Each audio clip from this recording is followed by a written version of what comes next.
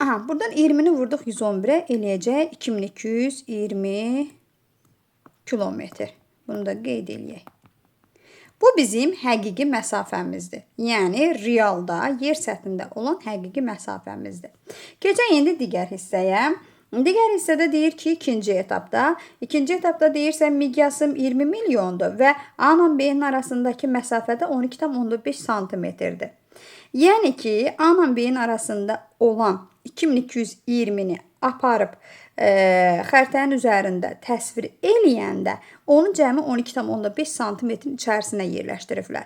Miqyasımda 1/20 milyondur. Görəsən neçə kilometr məsafəni aparıb 12,5-in içərisinə yerləşdiriblər. İndi biz buradan bunu tapmaq üçün miqyasımızı bilirik. Miqyas bölünsün, çevrilməni aparaq 5 dənə sıfırı silirik üzərindən, eləyir 200 kilometr.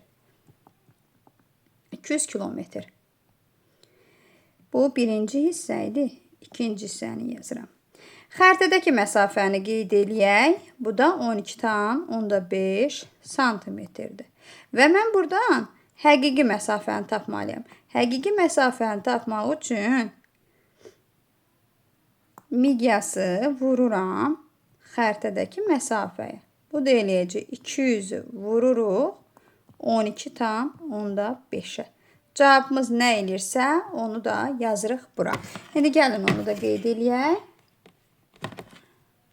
Siz də kənarda vurun. Mən də buradan kalkulyatordan vuracağım. Hesablayaq görək nə qədər eləyir.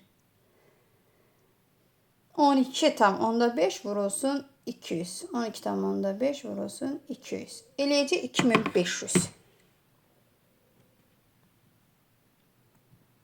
2500 kilometr.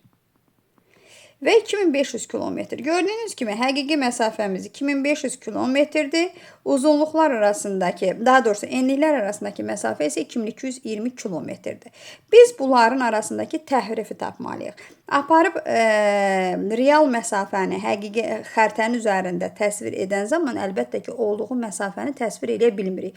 Onu olduğu kimi bütün obyektləri orada təsvir edə bilmirik və yaxud da ki, məsafənin hamısını orada təsvir edə bilmirik. Ona görə də biz aldığımız 2500-dən çıxırıq 2220-ni.